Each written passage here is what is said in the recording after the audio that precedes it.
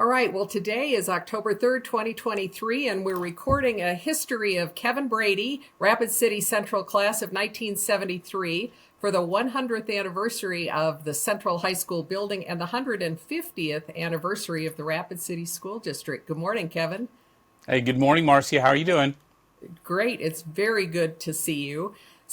Since we're also talking about the 150th of the Rapid City School District, I wonder if you'd first kind of recount your history as a Rapid City kid. Well, first, Rapid City in the Black Hills was just a fantastic place to grow up. I mean, just obviously beautiful hills and lakes and streams and canyons. But even with all the tourism and all the growth, it just had that small town atmosphere. And growing up there, it was just, look, people were so friendly and comfortable and just good people who looked out for each other. And so for me, Rapid City, growing up was just has great memories. I'm envious of my classmates who found a way to spend their lives in the hills because I think people work their whole lifetime of dream of being in a community like Rapid City in the Black Hills, and it was just, and you appreciate that more and more, as the years go by. Yep. So tell us about what schools you went to, starting with kindergarten all the way through. So we started at Cathedral, Our Lady of Perpetual Help. We went to school there through sixth grade. I went to South Junior High and then Rapid City Central. And it was really, again, these schools, you made friends at every stop. And ultimately, we all came together at Central. So it was a really great approach. Well, it's pretty extraordinary for those of us in the cheap seats here to realize that here's a Rapid City kid who rose to become the chair of the House Ways and Means Committee, one of the most important committees in Congress, and set some major policy in the time you were there. So we were all very proud of you, Thank regardless you. of what political party we were connected with. Thank Um, you. and I have to say, in researching this just for fun, I went back and looked at your 1973 yearbook, and I was astounded at how, here it is, Pine it kind of cone. sets you up as, and I want to read this because I think it's really interesting. Campaigning on the birthday party ticket, Kevin Brady and Dan Adelstein were elected to the offices of president and vice president of the student council. It goes on to talk about decreasing student involvement, that you guys basically rewrote the charters. General Organization Council was organized to help different activities. You started more communication. You created a budget committee in the student council, which I succeeded you 2 years later as student council president. I don't think that survived. Um, Well, it but, didn't survive Congress either. So just, don't feel yeah, bad. well, I guess it sets you up for Congress then. But interestingly, you worked on a curriculum committee that integrated more Native American history into the American history program in the school. Would you talk about some of those memories, and what made you think so big about student government at that point in time? Well, First Rep City Central, we were the old school in town, been around forever, Coolidge, Summer White House, all that, but the school never felt old. And even though we had almost 500 graduates, it never felt big. I mean, it was a school that was just very friendly. It felt like you saw nearly everybody every day. It was just that kind of environment. So it was really positive. I credit Dan Adelstein, who was vice president, for doing so much of that. He just had, as you know, went on to West Point and then just a great career. They ended up in Washington, D.C. And I got to see him while I was up there as well. And it was just a chance really to try to get the most out of the student council and do what we could for the student body. And, you raised, if you may recall, our senior year was the year that there were a number of protests. The American Indian Movement, as it was titled, there was very active in the Black Hills and Custer and Rapid and all that. And so it really, I think, forced us to make sure, that we were welcoming and that we were supporting each other and that there was more of our local history, reflected in what we were learning. And it was, difficult at times, but we found a way to come together on those. And so, yeah, you need those types of challenges as young people, so that you are better at tackling them, when you're older in life. Yeah. You came into Central, if my math is correct, it would have been the fall of 70. Is that right? Would Yes. that have been would that have been the first class that started with the schools split, now Central and Stevens? I think it was one before that, but Marcy, you have a great Yeah. memory. It was right around that time. For us, what was notable that year was Washington building burned down. That was our sophomore year. It was December, if I recall. That burned down. That changed a lot of what our high school was going to be going forward because that was such an important part of it. And then our senior year, the summer before, we had the flood, Rapid City flood, which killed more than 270 people, including one of our classmates, Gail Nemeti, and really changed really the look and the future of Rapid City in a big way. And that's why the reason I recall both, one big events in your life, but at the end of the day, that was our class song at graduation, Fire and Rain, sort of bookended our time at Central. Would you say more about the student experience after the Washington fire? What happened? Were you going to classes in that building then? How did it change things? Yeah, so as you would imagine, it took a high school that wasn't all that big anyway and made it smaller. And so a lot of adjustments in classes, uh, the small class sizes of today wouldn't have been working at the time because we just had to adapt. The teachers did. Obviously, Mr. Mitchell, the principal, led all that effort. And we just, adapted to it. So it tightened things up. We changed schedules around to make sure we were getting all the courses, that were required. And so it took an awful lot of work to make that happen. As I recall, there were also bunches of annexes added in the back across the street. Yeah, there were out the back doors, especially, we had that hill behind Rapids or Central. And so you had all those annexes there, and it just became a way of life. You really, if you're a student there, you really didn't think much about it. This was just sort of the new way of going to school each day. Until those days, it was 20 below and you had to cross the Yeah, street. that was, yeah. I was not a fan of that. Let me just Yeah, say. then you thought a bit about that. One of the things that you were involved with, as I recall, is a project, had been a big project at the high school, the hunger hike. Would you talk a little bit about that? Yeah, this was really a neat event and became iconic in the community for a number of years. It was started in 1969, so that was when I was an eighth grader, by the All City Student Council, which was Central, the student leaders of Central, Stevens, and St. Martin's. And they decided really to try to pull the community's youth together to make a difference in hunger and to raise money for local organizations that were doing really good things. So in early May in 1969, at 7 o'clock in the morning, we met at the Arrowhead Country Club. And at the end of the day, nearly 2,000 young people walked to Mount Rushmore, raising money for hunger and for local organizations. I recall at the end of the day, they made over $15,000 that first year. Most people finished, including me, although by the end of the hike, I was pretty sure it was 132 miles to Mount Rushmore. But it really was a great way to bring young people together, beautifully organized by the community as well. Over the years, that hunger hike raised more than $60,000, and it went to organizations you would hope it would: Fighting Hunger, YMCA, Boys Club, Girls Club, Big Brothers, the Attention Center, the Sioux Indian Children's Village, Sky Ranch for Boys, just really good organizations. And you may recall my senior year in 1973, we pivoted, and I was at the time president of the All City Student Council, and we pivoted because of the flood had destroyed so much of Rapid, including Storybook Island, had just hammered it.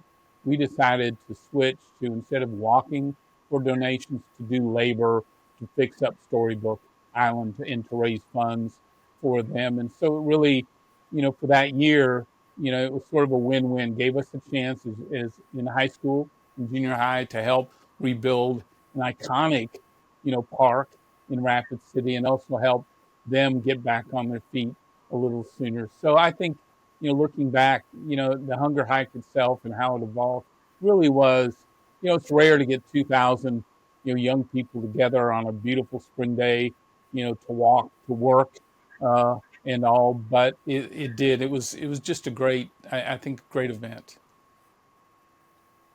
Well, being there, it was a great event. I think, as I told you earlier, I decided to wear stylish rather than sensible shoes and had to call for a ride home, but I did make it to Rushmore. Painful. So just don't feel bad because in eighth grade, my first year, I wore the worst looking, crazy looking shorts and flip flops. So just in case you thought you were the only one who didn't think it through, I was right there with you.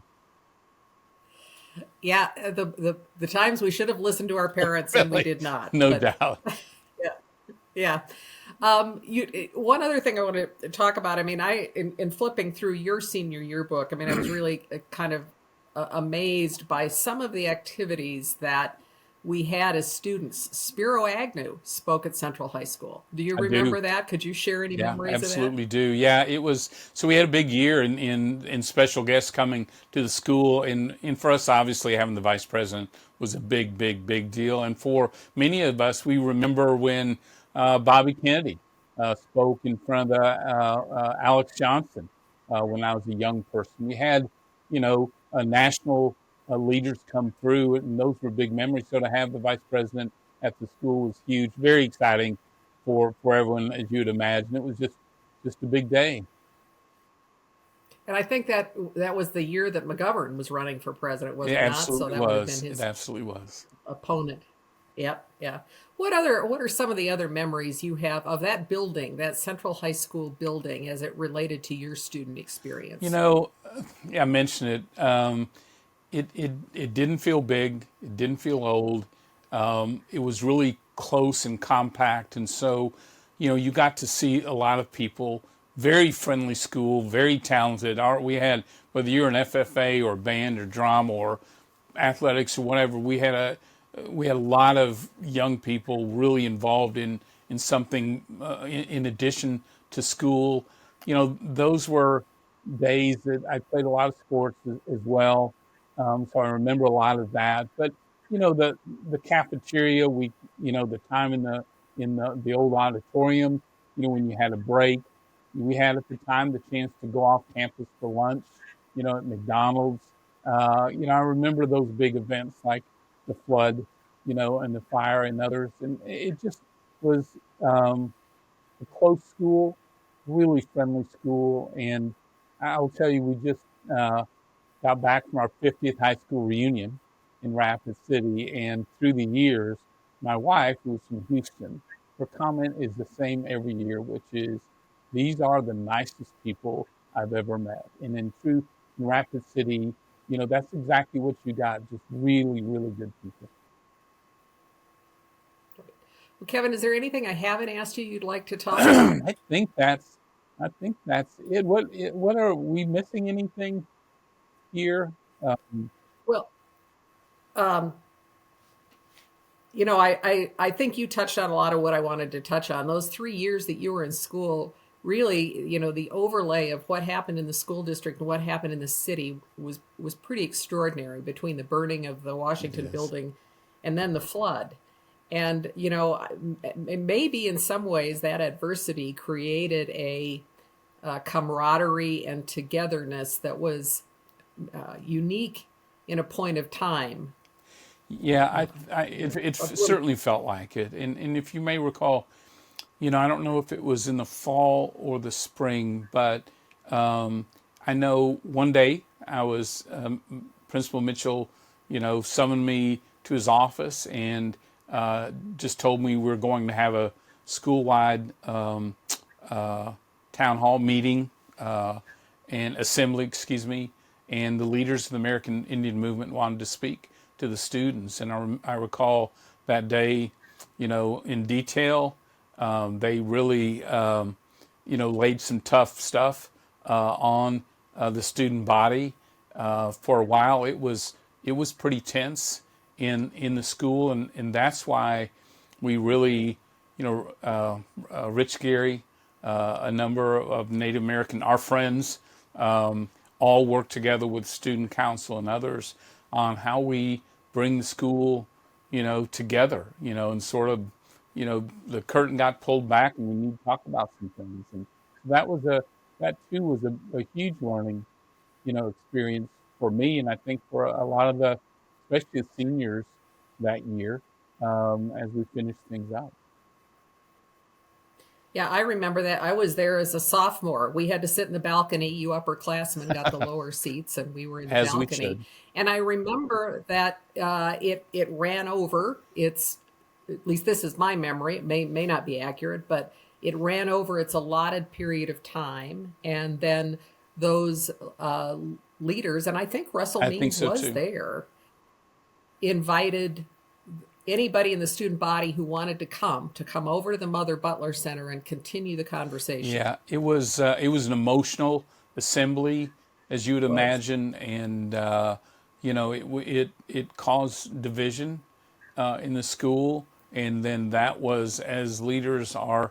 That really, I think, changed sort of the tone and tenor of that year for the student council, certainly because those issues need to be addressed, and they need to be addressed person by person immediately. And so I recall that is a big part of our senior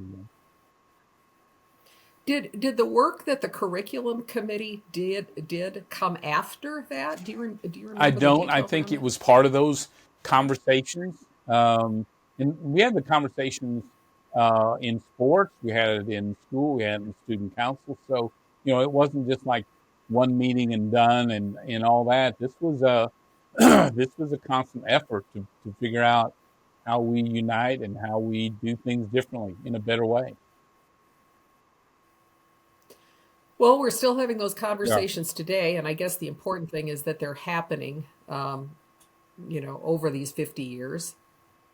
We are, and it's better to have it out there and talking about it, and trying to figure ways forward. I still think whether it's Rapid City or the country, I think we are a very caring country and very in Rapid City, very caring community. And when these issues come up, you just dive into them, and just rely on each other's. There's a lot of faith here and a lot of trust. And as students, it was all new to us, on how to tackle these things. But we just had a very caring student body, and hopefully found a good way forward. And working with the committee that's doing all these events to commemorate these anniversaries, and then thinking back on my own student experience, which dovetails some with yours, it's really pretty astounding and amazing to think about events like that. That I guess did what public education is supposed to do, really open your eyes to things you didn't know about. I mean, this really was not on my radar as a sophomore in high school and at all. In Marcy, it wasn't on ours either until the issue got raised and we had to sort of tackle some tough questions and find that way forward. And at the end of the day, I'm glad we got challenged as a community and certainly as student council, and hopefully it ended up in a better position for the school going forward. And as we were not Central was not the new school. We weren't the affluent school, but no one really cared. As a result, no one cared. What kind of home you lived in, car you drove. What your parents did. We were all driving old, uh, hand me down, whatever we could get our hands on from our families and so on. I think that contributed to how we were able to come together, in that challenge. We all came from pretty similar backgrounds. Yeah, it certainly was not the new school, but it has become the iconic school. It's really extraordinary about how some of the architecture on the inside has been rehabilitated and preserved, and community theater now built on the backside that exposes bunches of kids to arts that they didn't have. And I don't know about you, but when I moved, and then my own kids started in public schools in bigger Yeah. communities. All the communities I lived in were bigger than Rapid City. The theater wasn't as good. The band wasn't as good. You didn't really realize how good some of your teachers and talented your classmates were until you were Yeah, gone. they are looking back. Our classmates, all three grades, incredibly talented. And I think, to your point, Marcy, schools these days are huge. They're just physically big.